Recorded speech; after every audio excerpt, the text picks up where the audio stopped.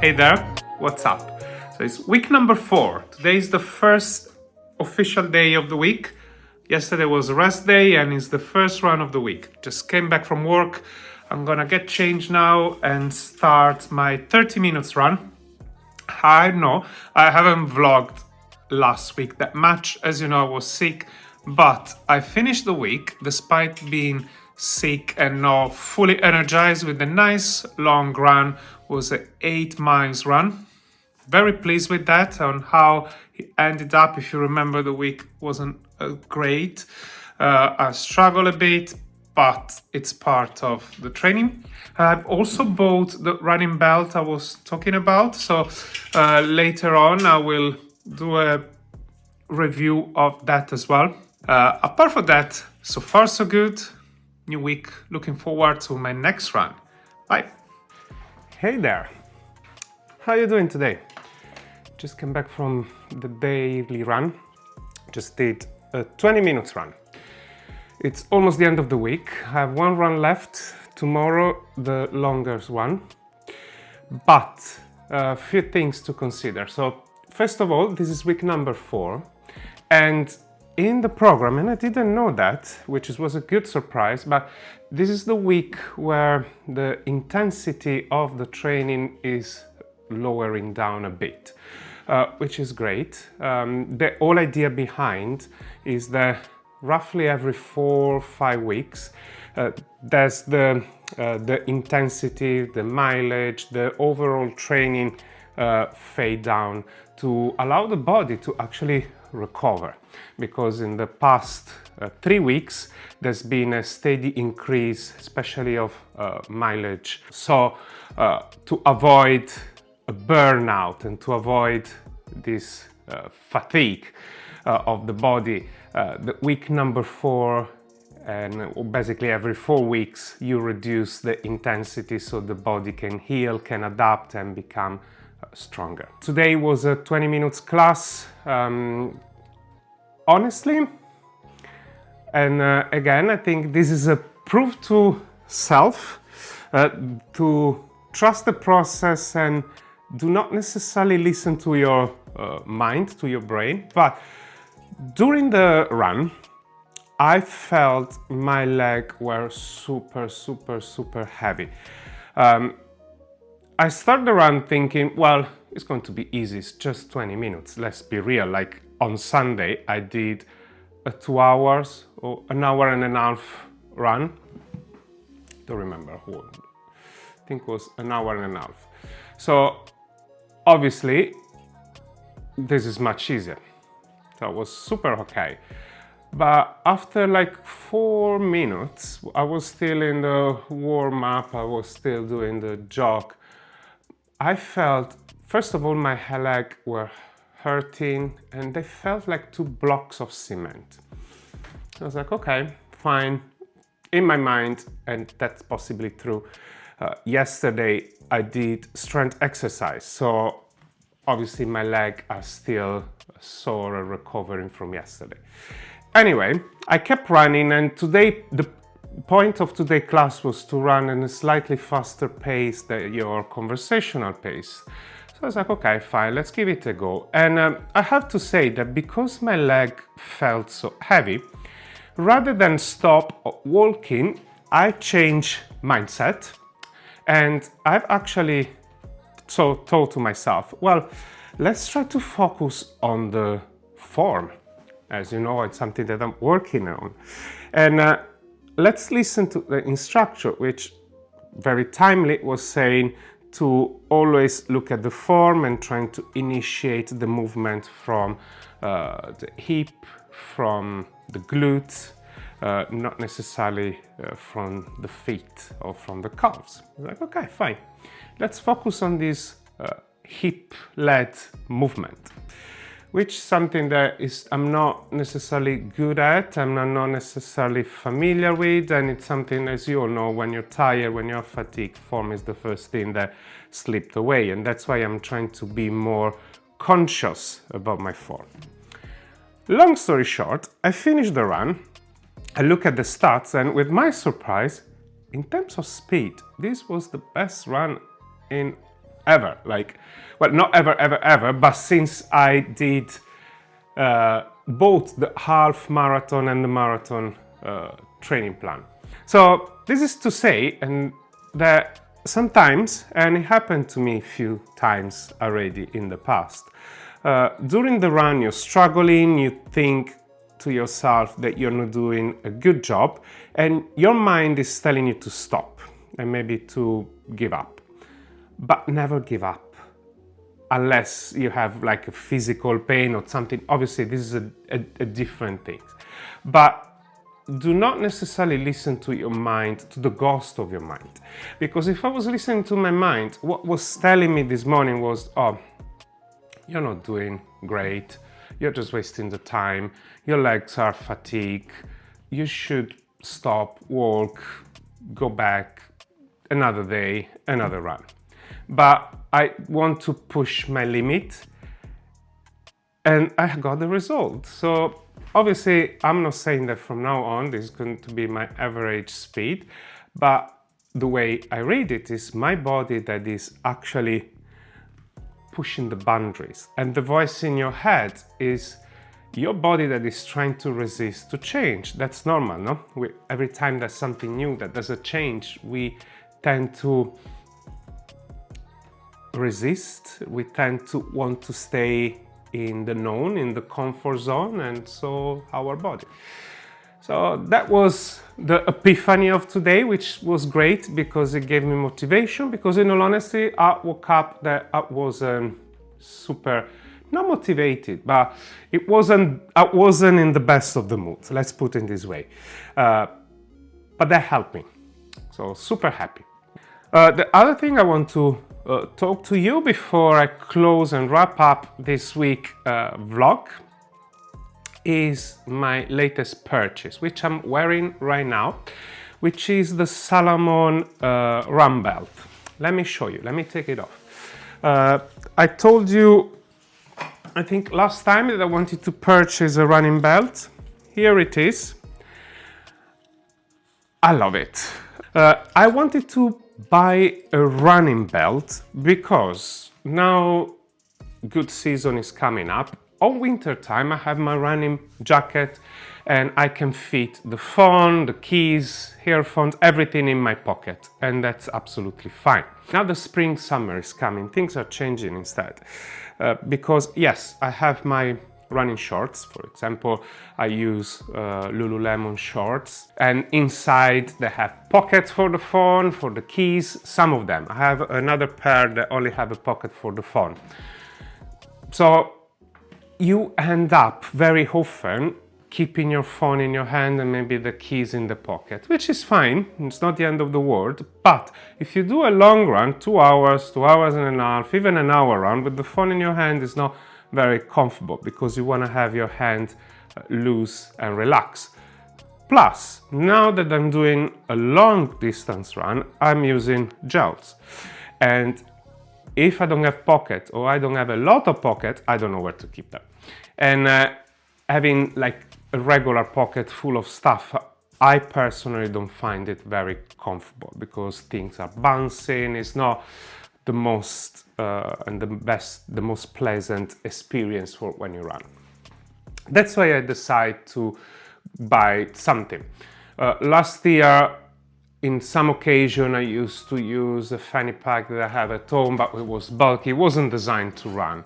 And that's something around the fanny, I don't know, it feels okay, but it wasn't, you know, the things that, it wasn't the most comfortable things I have worn. So originally I thought about a running vest. I see a lot of people that are using it, you can store water. But then I had another thought, which was, especially in summertime, it's warm, I sweat a lot. I, instead of t-shirt, may wear a vest. I don't know, I know that they are designed with that purpose in mind, but in my mind it was an extra layer that I may not necessarily want on my body. So I did some research and I came across online this running vest. There were a couple of models that I saw and they were advertised, but that were not available in UK or they were too expensive. The one that I found was a Salomon one. And there's different models, different price range. Because I wasn't sure if I would have liked it, I was looking for the cheapest of the model. I was like, for me, it does the job. It's similar to this one, as a slightly simple construction, I think, but in my mind, it looked pretty much the same. So I went to the store. I'm lucky that in London, there's 2 stores of Salomon. So I was like, let me go so I can see it and try. One of them didn't have any. I went to the second one. They had the belt that I was looking for, but they have sizes, because as you can see is a loop. And based on the measurement of my waist and everything, I was looking for potentially a large size, but they had a medium or an XL. I was like, okay, let me try. And it's difficult, and because I didn't know what to expect and how that was supposed to be fit. But in my mind, the medium was too tight and the extra large was okay, but it was fitting perfectly. And I was worried that it would have become too loose, also because I'm trying to lose weight as well, and I don't want to spend, to buy again in a month time. The sales assistant that was in store then showed me this model. This is the most expensive out of the 2. I think this is called, I will write the exact model in the description. I will link both of them because in my mind, honestly, they're both valid. But this is all, not double the price, but almost. And they have the large size of this one. So I tried and I was like, you know what? This actually feels much better, not just as a size, but as a construction. So I bought it. Now, how it is? The idea is that you have this loop and on the front, there's a pocket. So it sits on your hips. On the front, there's this pocket. I usually put the phone on. Then all around, there's these little pouches that open up where you can put, like, I put headphones. In here, I have my keys. There's a big pocket on the bag, which is this one. I have napkins now, but I usually put the gels, you see.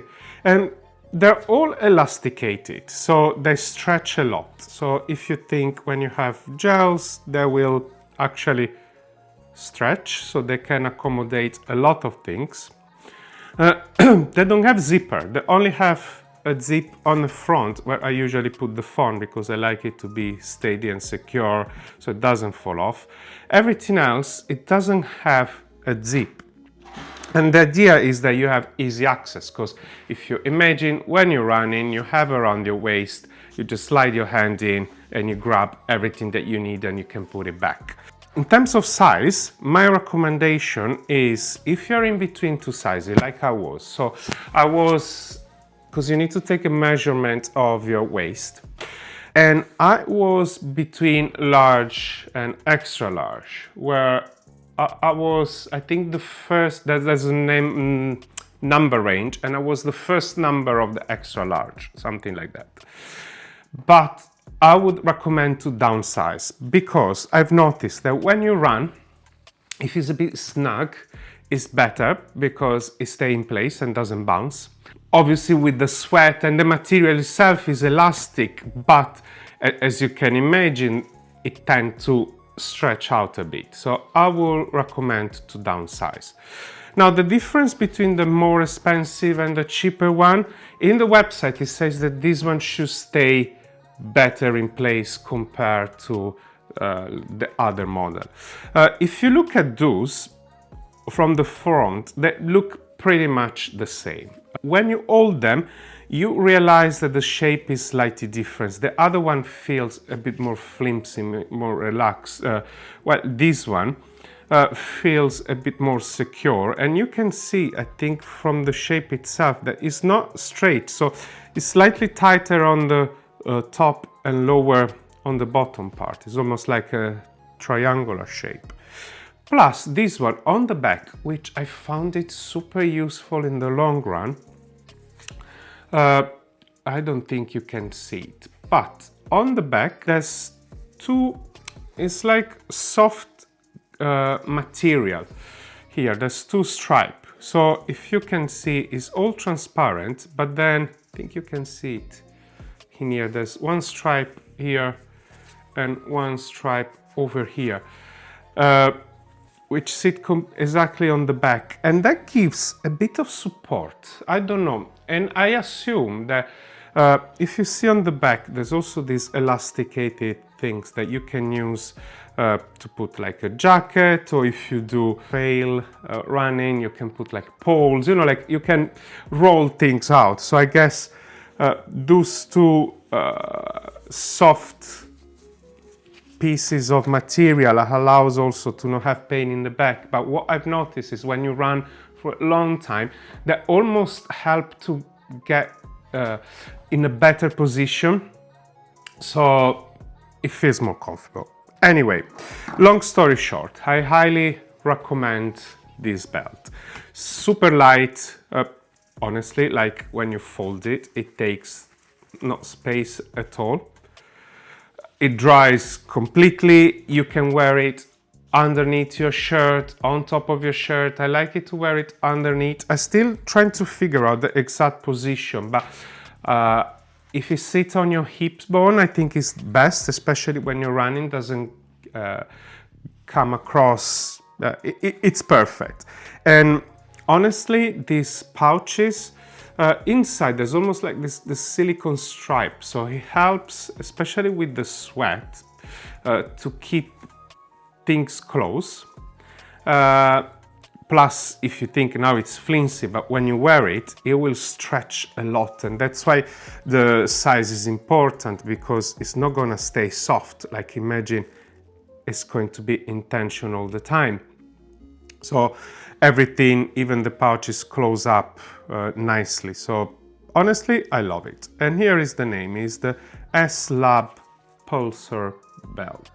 Don't know if you can see it, but I will link it in the description so you can check it out. And if I found, I will link the other belt, but highly recommend it. I'm super happy with this purchase. One thing I forgot to mention about the belt, in the store they also sell 500 ml water bottle that they are specifically designed for their running belt.